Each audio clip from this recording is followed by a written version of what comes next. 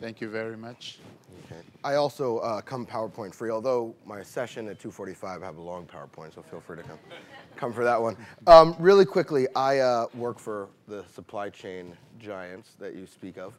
And what I really liked about that was that you, at the tail end, we have a real opportunity to take these supply chains and change the way the world feeds, the way the way we approach the world. And it's interesting. I've been at PepsiCo now for 5 months. About 3 weeks ago, our CEO, Indra Nooyi, who is a 6-foot-tall Indian woman, which is an anomaly in and of itself in multiple ways, stood in front of 500 executives at the 76th largest company in the world and said, I challenge every single person here to do exactly that. How do we use our size to change the way the world feeds?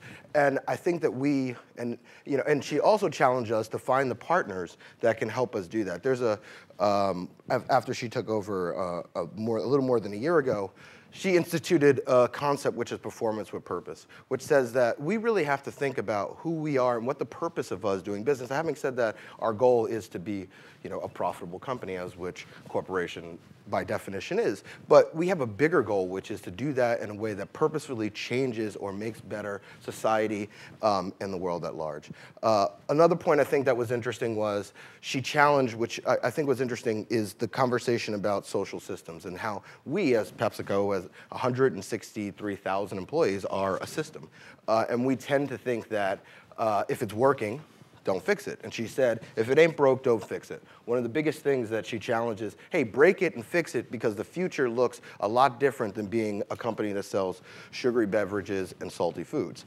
We have a distribution network which can get a Pepsi, and it's the truth. I mean, if we want to be a company that actually has future growth, that we have to make that conscious change ourselves, knowing that it's the right thing to do in a bigger scheme. And you'll see in my presentation later, which is there's 3 planks to performance with purpose, which is sustainability, environmental, talent, and human. So we have this bigger purpose, which is to deliver on those planks as a company. I think the other thing that she said, which was interesting, was, and I remember there used to be an article called Think Global, Act Local, which was a Harvard Business Review article. It's no longer about Think Global, Act Local. It's think local, be local, act local, but also know that you have a bigger global responsibility. And so when we look at from a digital side, when we look at it, we're going and looking at what are all the digital platforms that make sense in those regions? How can we find the experts in those regions that we can partner with and work with? And then how can we find those things that bubble up and make them maybe a global platform? We're doing the same thing when we look at food. They're creating functional foods by going to indigenous sources. So what are the herbs that are being used in India, and how can we put those into foods that can then serve a global benefit? The other piece I think that's important to talk about is our openness to partnership, which is what I hope will come out of my time here today and meeting with a lot of you folks here, is that we realize that we can't do it alone, but we do realize that, again, we have the largest distribution network. There's only 2 people who can get a soda to anybody in the world. I mean, anybody in the world, and it's us and the other name, which I will not talk about, right?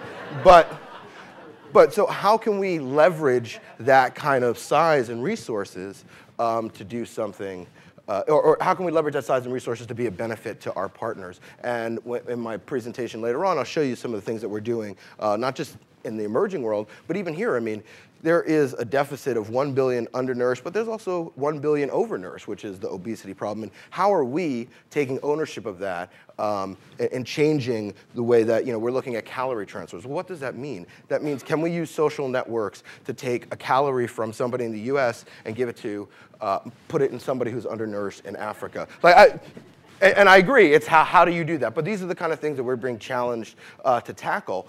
I don't have the answer for that right now, but we're looking at some of those kind of projects. And so I think that's really what, in closing, the one thing I hope to gain from this is potential partners for us to work with and us to really put the PepsiCo power behind. And I'll take your questions. Thanks.